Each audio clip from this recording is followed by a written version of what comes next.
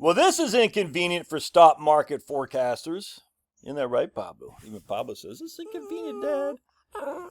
So I'm reading this paper from Robert Arnott from Research Affiliates, Demographic Changes, Financial Markets, and the Economy.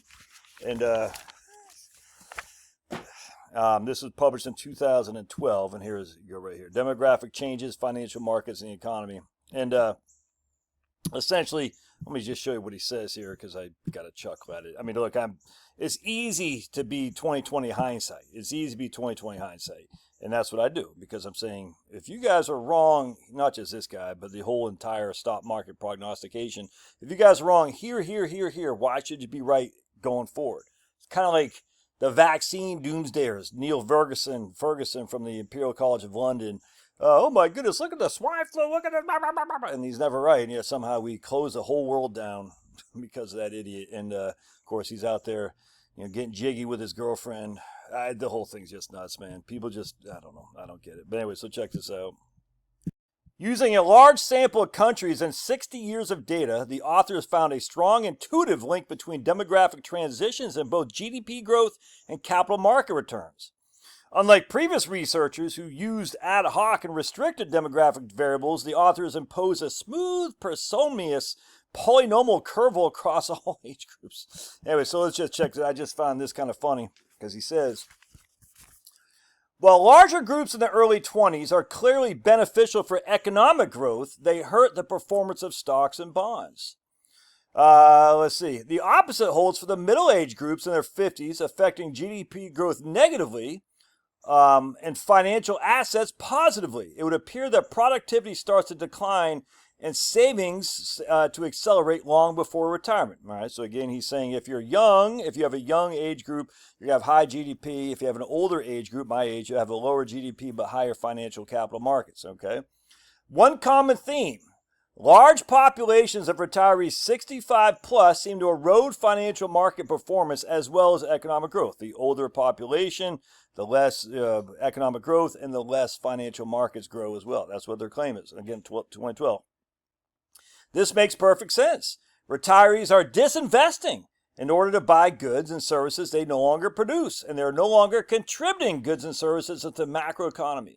The effect is less pronounced for bonds, presumably as they are sold later in retirement than stocks, conforming to widespread popular financial advice. All right, so again, he's saying essentially two things. Younger age group population will help GDP, but reduce capital markets because they're basically taking on debt. Their productivity is high relative to their working, but their actually help to the capital markets is low because they're taking on debt, not really contributing to the capital markets. My age people, we're actually hurting the economic growth because we're net consumers essentially, but we're still adding to our assets basically because we have more capital money, more capital formation because most of our debt's behind us, our kids are behind us, all that. So we're able to contribute more to the capital growth of the capital markets. All right, but we're hurting the economy because we're not as productive. I challenge that, but whatever. And then 65-year-old plus, they're negative on both sides. They're not productive at all because they're not working, and they're still their net consumption. They're pulling money out of the capital markets, and they're not increasing GDP. All right, well, if that's true, all right, so essentially what you think is a society with younger people would have negative stock market returns. A society with middle-aged people, my age, would have positive stock market returns, and a society with older people would have less. You can make that correlation. All right, well, that's interesting. That inherently would tell you that you don't want to be invested in Europe or China or Asia, by the way, right there. You don't want to be invested in international markets, right? Because international markets are doomed. I mean, these countries are not, their population is getting older and older and older, and it's dying off faster and faster and faster. So wouldn't that just tell you should be in U.S. stocks because we're not nearly as bad as those guys? I mean, you want to go to Nigeria and stuff, by all means. Invest in capital markets in Africa, and that'd be stupid, but do what you got to do. But doesn't that tell you international stocks aren't where it's at if demographics is destiny? And demographics is destiny, but not necessarily when it comes to capital markets. So I said to my friend Grok, I said, Grok, let's do a couple experiments, shall we? And Grok said, yes, we shall. I said, let's do this. Here's a U.S. population growth going back to 1900. You can see the under 20 population, all right, kind of flat line there, all right? So you can make an argument. GDP hasn't been great since basically right in here when under 20 population is flat line. That's under 20. So under 20 inherently become over 20, if that makes sense. You see what I'm saying? So these people flatline there, and yet GDP has gone for 20 and 64. Well, GDP hasn't really done that much, has it? Relative in the last basically since 1990 or so. GDP has not been a net positive. I mean, it's been positive, but not that much. The most explosive growth was right in here, and that's when the under 20 population was as high as the baby boomers. So, I mean, look at that.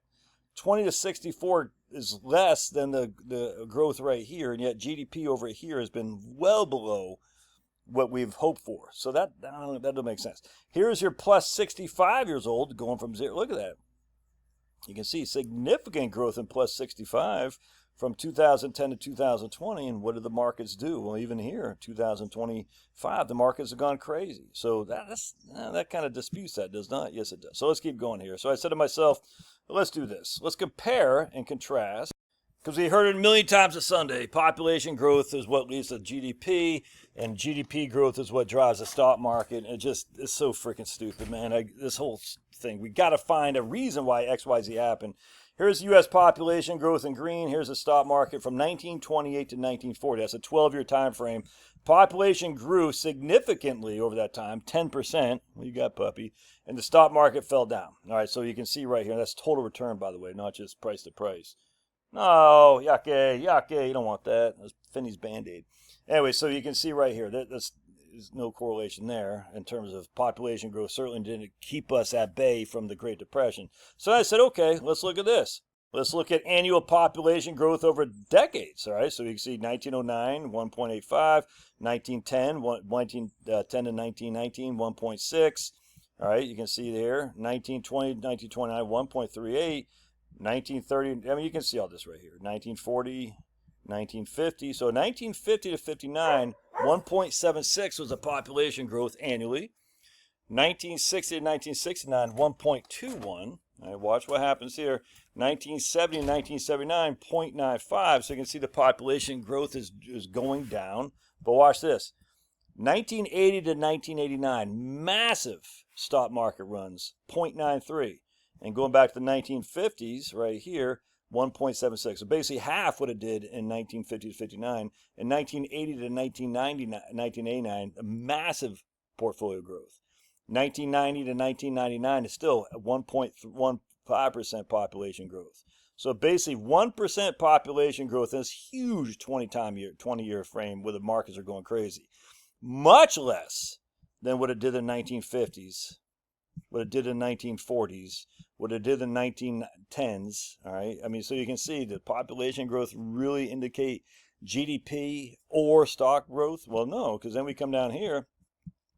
Population growth 2000 2009, 0.93. That's interesting. Which we go back to here is the exact same thing we had in 1980 to 1989, but 1980 to 1989, the markets went crazy. In 2000 2009, they didn't. So population growth isn't really that correlated with the markets, is it now?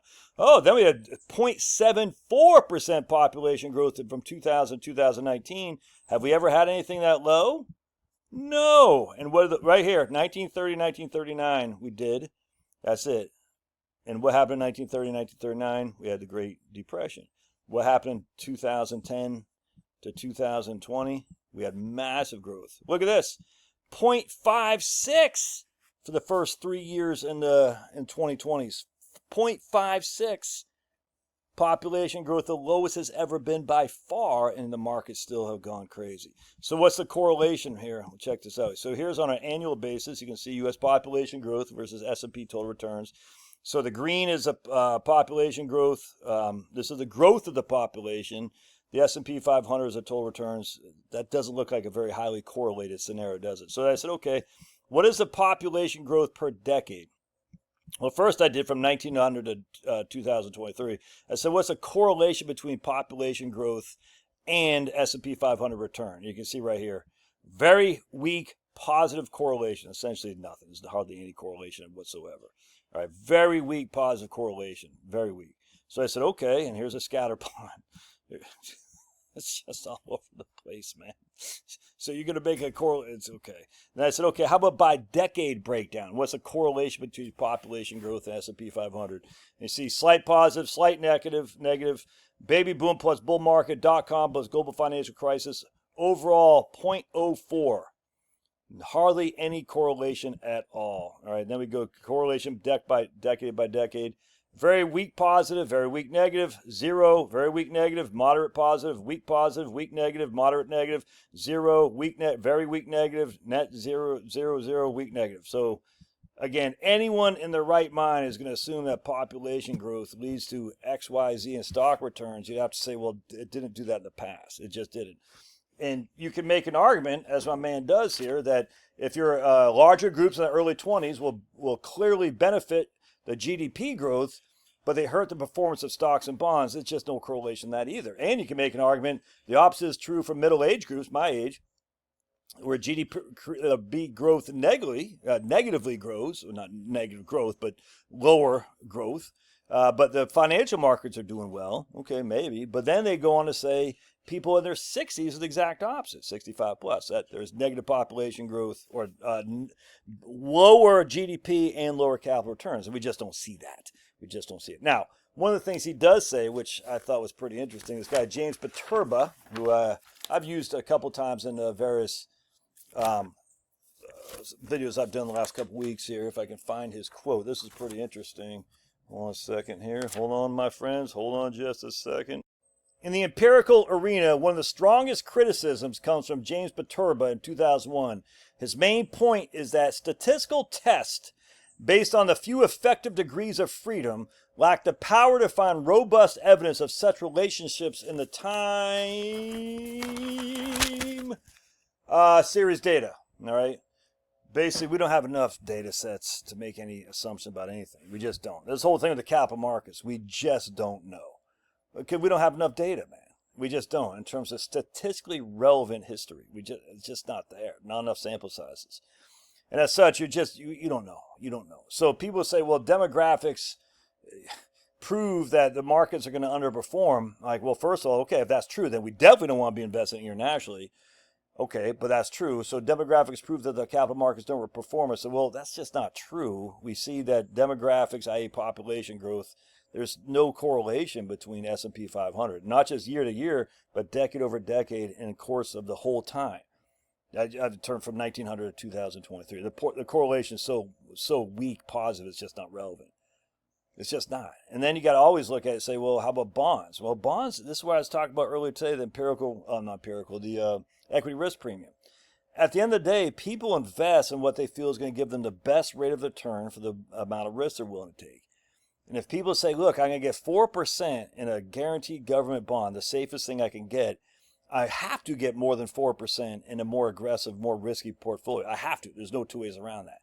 If I do not expect to get greater than 4%, then I'm not going to invest in the equities, regardless of my population, regardless of anything. If I'm getting 4 over here, I have to get more than 4 over there. And as such, that might be a scenario where people say, I don't want to put, because the price earnings ratios are too high, I do not want to invest in stocks because PEs are too high. I'll take my 4% to the bank. I get it, but the drawback about that is the 4% is fixed. 4, 4, 4, 4. We're still an inflationary economy, and rightly so. That's what the Fed does. They gradually decrease the value of the current dollar bill. So you're saying, okay, I'm getting that 4, but it's being eaten away every single day by inflation. Whereas the growth of the economy, the growth of the stock market is based on corporate earnings, which are not fixed. They're volatile. That's the whole reason why stocks are volatile, because corporate earnings change every quarter. But I think corporate earnings over time will be higher than a fixed rate of return. And as such, I want to be participant in that, i.e. the stock market. Now, that doesn't mean you're going to get 12% a year like we've had forever. That's why I use a lower rate of return than that. And when I do my calculations, the right capital, because I just want to assume not the worst, but be cautiously pessimistic. Now, hope this helps some of your thoughts. Smash that like button and take this information with other people. Share this with other people. Say, hey, man, when you're talking to a guy at work, you say, oh, man, the demographics. Say, well, explain why would you invest internationally? Well, the PE ratios are low, but you just said the demographics. So is it PE ratios? Yeah, okay. So low PE ratios where I can invest. So demographics aren't a thing anymore. No, not really. Okay. So show me the evidence, though, that demographics means. So where is the evidence? Show me the evidence that high PE ratios, 28, something like that, means that stocks are going to underperform relative to bonds. I'd love to see the evidence of that, especially when you factor in all the other stuff I factor in. All right. God bless. We'll see you.